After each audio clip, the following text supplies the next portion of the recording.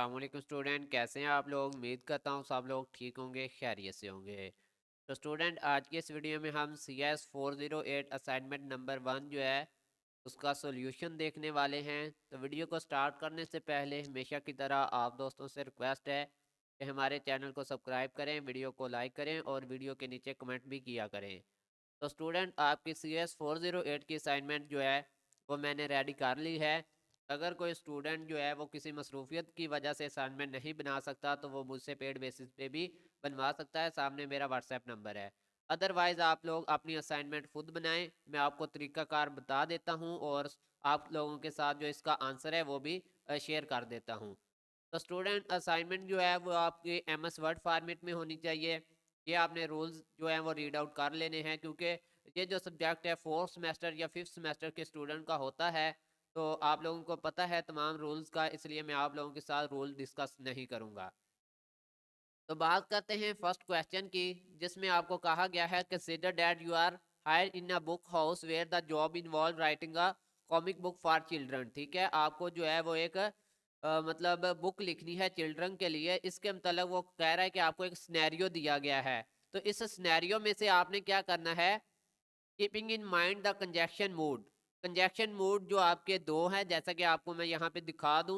Moods of conjunction आपके पास दो हैं, एक्सपेरिमेंटल कनेक्शन और आपके पास है रिफ्लेक्टिव कंजिनेशन। ठीक है, अब यहाँ पे आपसे कहा गया है कि इस जो सिनेरियो आपको दिया गया है इसको आपने ज़हन में रखना है और बताना है कि इस पे कौन सा जो है वो आपका मूड जो है वो लगेगा। ठीक है, कंजिनेशन का कौन सा मूड आपका लगेगा। तो देखें स्टूडेंट, यहाँ पे अगर आप पैराग्राफ में गौर करें तो आपको कहा क्या गया है, आपने एक बुक लिखनी है। ठीक है, एक बुक लिखनी है।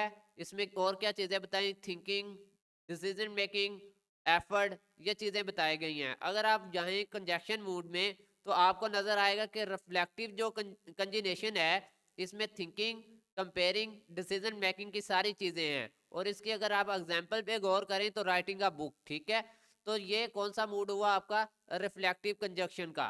तो आप इसके आंसर में क्या लिखेंगे कि ये एक रिफ्लेक्टिव कंजेशन है। किस वजह से, क्योंकि जो हमें अबाव ऊपर जो सिनेरियो दिया गया है उसमें हमने क्या करना है, हमने एक बुक लिखनी है। ठीक है, जो कि किसके अंडर आता है, रिफ्लेक्टिव कंजिनेशन के अंदर आता है। उसमें हमने थिंकिंग के बारे में मतलब डिस्कस किया और इसमें हम डिसीजन मेकिंग की बात कर रहे हैं, कंपेयरिंग की बात कर रहे हैं। तो ये सारी चीज़ें जो है आपके रिफ्लेक्टिव कंजेशन के अंदर आती हैं। तो ये जो रिफ्लेक्टिव कंजिनेशन है ये आपका राइट आंसर है। ठीक है, तो ये आपके 5 नंबर जो है यहाँ से पक्के हो जाएंगे। अब बात करते हैं दूसरा, इसी का पार्ट बी, पहले क्वेश्चन का पार्ट बी देखें। अब यहाँ पे वो कह रहा है कि लेट अस से mister Shahzeb is reading a book. अब मिस्टर शाहजेब क्या कर रहा है, एक बुक रीड आउट कर रहे हैं लाइब्रेरी में। ठीक है, और वो क्या चाहता है कि वो कहता है कि मैं बुक जो है वो कुछ इस तरह से रीड करूं कि मेरा जो मेंटल स्ट्रेस है वो कम से कम लगे, लेस मेंटल स्ट्रेस। तब उसने इसके लिए क्या सोचा है कि he want to change the page which is done automatically. वो चाहता है कि जो बुक के पेज हैं वो भी मुझे खुद से मतलब जो है वो चेंज ना करने पड़े, बल्कि वो ऑटोमेटिकली चेंज हो। तो जो एफर्टलेसली आता है, मतलब यानी कि कोई भी एफर्ट ना करना किसी काम के लिए। ठीक है, तो ये किसके अंडर आता है, उन्होंने बताया कि बताएं आप ये किस कंजिनेशन मूड में आता है। तो यहाँ पे आप देखें तो दो हमारे पास कंजिनेशन मूड थे, रिफ्लेक्टिव कंजिनेशन एंड एक्सपेरिमेंटल कंजिनेशन। अब बात कर लेते हैं एक्सपेरिमेंटल कंजिनेशन की कि इसमें क्या चीज़ बताई गई है। तो देखें, in this state of mind in which we perceive act and react to events around us effectively and effortlessly. अब ये वर्ड अगर आप देखें, एफर्टलेसली आपके सिनेरियो में दिया गया है। ये देखें, एफर्टलेसली मतलब कोई मतलब यानी कि मेहनत ना दरकार हो इसमें। ठीक है, तो ये आपका मूड जो है वो इसमें यूज होगा। इसके एग्जांपल में अगर आप देखें तो reading a book, book reading जो है वो किसकी एग्जांपल में आती है, एक्सपेरिमेंटल कंजक्शन के अंडर आती है।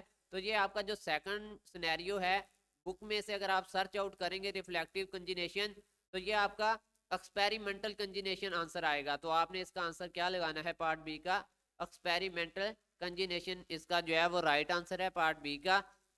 तो इसको आपने कुछ इस तरह से लिखाना है कि जो सेकंड सिनेरियो है वो किसके अंडर आ रहा है, फॉल अंडर एक्सपेरिमेंटल कंजिनेशन। तो मैं आपको बता दूं कि आपने एज इट कॉपी नहीं करना, थोड़ा सा अपना माइंड यूज करके यहाँ से हेल्प लेके बुक से, तो अपनी तरफ से एक छोटा सा 2 लाइनों का आंसर बना के लिख के आना है, ठीक है। ऐसा ना हो कि आप सब लोग एक ही आंसर लिखा है और सार कहीं के कॉपी पेस्ट किया हुआ है, तो इस चीज़ से बचा करें। अब मजीद देखें, ये आपका क्वेश्चन 1 के जो 2 पार्ट हैं वो सॉल्व हो चुके हैं 5-5 नंबर के, मतलब आपके क्वेश्चन 1 के जो 10 नंबर थे वो पक्के हो चुके हैं, अगर आप इसको दूसरों से थोड़ा अलग लिख के आते हैं, कॉपी नहीं करते किसी का, ठीक है। ये सारा बुक में दिया गया है, इससे सिर्फ आपने आइडिया लेना है और बताना है कि पैराग्राफ की कौन सी चीज़ें आपके आंसर से मैच कर रही हैं, बस ये एक्सप्लेन कर देना है। तो स्टूडेंट आगे है question number 2। Question number 2 explain करने से पहले आपको बता दूं कि ये मेरा व्हाट्सएप नंबर है, अगर आप लोग मुझसे किसी भी तरह की असाइनमेंट बनाना चाहते हैं तो मुझे आप व्हाट्सएप कर सकते हैं, मैं आपको पेड सर्विस प्रोवाइड करूंगा, किसी भी असाइनमेंट जो सीएस की हो, ठीक है। खासतौर पे सीएस की सर्विसेज मैं प्रोवाइड कर रहा हूँ, तो आप इस नंबर पर मुझे व्हाट्सएप करके सीएस की जो असाइनमेंट है वो तैयार करवा सकते हैं। आपके पास क्वेश्चन 2 है कि आपको क्या दिया गया है, हम नीचे चलते हैं। कॉलम दिए गए हैं जिसमें कलर्स दिए गए हैं, आपने उसकी कैटेगरी जो है वो बतानी है कि इन कलर्स की कैटेगरी क्या है। तो इसके लिए आप क्या करेंगे कि सबसे पहले तो देखें, आपके पास क्वेश्चन में उन्होंने बता दिया है कि कौन सी कैटेगरीज हैं, प्राइमरी कलर हैं, सेकेंडरी कलर हैं और ये टेरिटरी कलर्स हैं। तो सबसे पहले हम क्या करेंगे, यहाँ से टेरिटरी कलर्स को सिलेक्ट कॉपी कर लेंगे और इसको हम अपने हैंडआउट्स में तलाश करेंगे। यहाँ पे जाके मैं पेस्ट करता हूँ।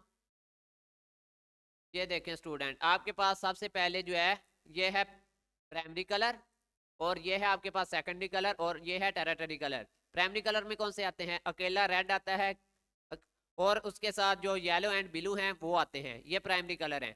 उसके अलावा आपका सेकेंडरी है जिसमें क्या है, ग्रीन कलर आ जाता है, ऑरेंज आ जाता है एंड पर्पल आ जाता है।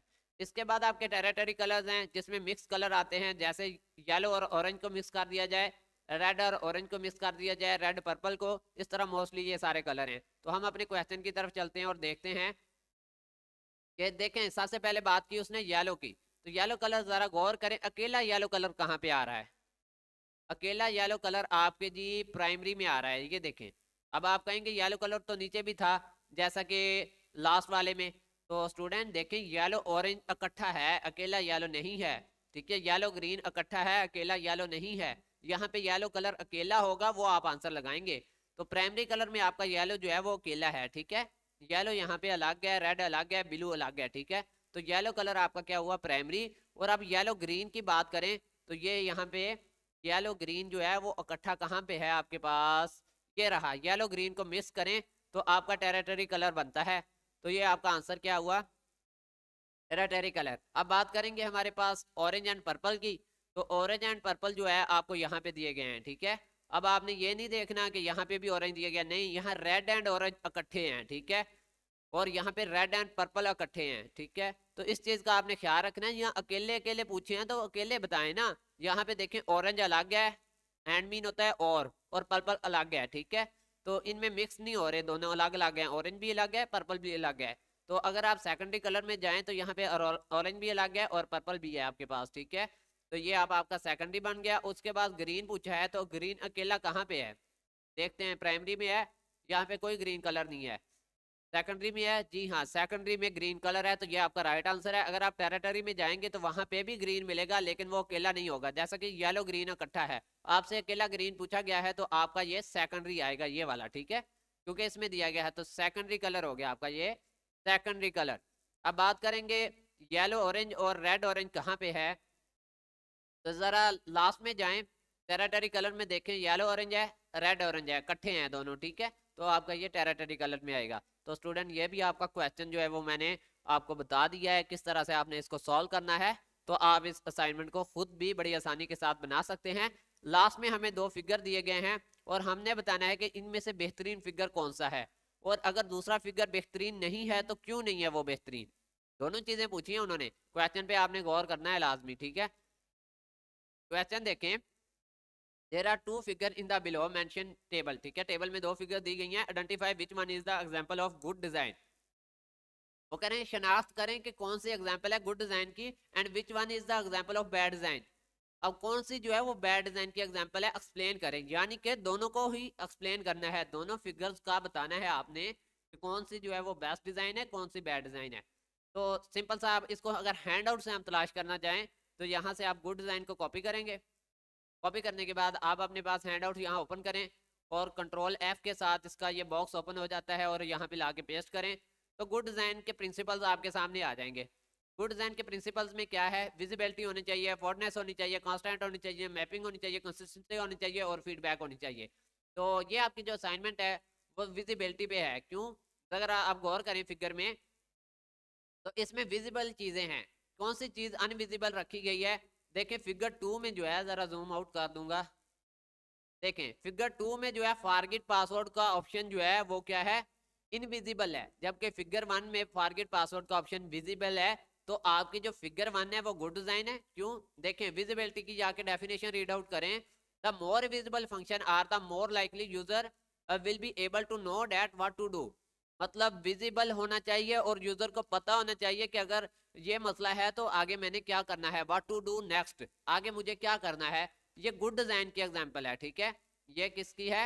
ये गुड डिजाइन के प्रिंसिपल की एग्जांपल है। तो देखें यहाँ पे अगर यूजर अपना पासवर्ड भूल जाता है, फॉर एग्जाम्पल आप लॉग इन पासवर्ड भूल गए हैं, तो आपको पता है व्हाट टू डू नेक्स्ट, मैंने क्या करना है। फिगर 1 में आपको पता है कि फॉरगेट पासवर्ड करना है, लेकिन फिगर 2 में अगर आप पासवर्ड भूल गए हैं तो यहाँ पर तो ऑप्शन ही नहीं है, आपको पता ही नहीं है कि मैंने क्या करना है। तो ये बैड डिजाइन की एग्जांपल है। चलेंगे इसका आंसर किस तरह से लिखेंगे वो भी आपको बता देते हैं।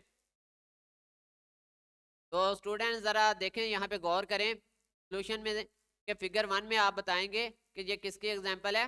The figure 1 diagram was very good, ठीक है, ये गुड डिजाइन की एग्जांपल है। क्यों? Because of this there is forgotten password option, क्योंकि यहाँ पे फॉरगेटन पासवर्ड ऑप्शन है, इसलिए ये गुड एग्जांपल है। अब साथ में आप अपनी तरफ से ये भी लिखेंगे हैंडआउट्स में से भी। क्यों? क्योंकि यहाँ पे जो है they more likely user will be able to know what to do, ठीक है। यहाँ पे विजिबिलिटी है, ये चीजें आप लिख के आएंगे अपनी तरफ से 2-4, ठीक है, ऐड करेंगे। थोड़ा सा उनको लगना भी चाहिए कि आपने हैंडआउट से भी कुछ पढ़ा है। ये मैं आपको बार बार बता रहा हूँ कि ये विजिबिलिटी के रिलेटेड है, तो अगर आप ये पहली लाइन रीड आउट कर लेंगे और वहां लिख लेंगे तो ये बेहतर रहेगा आप लोगों के लिए।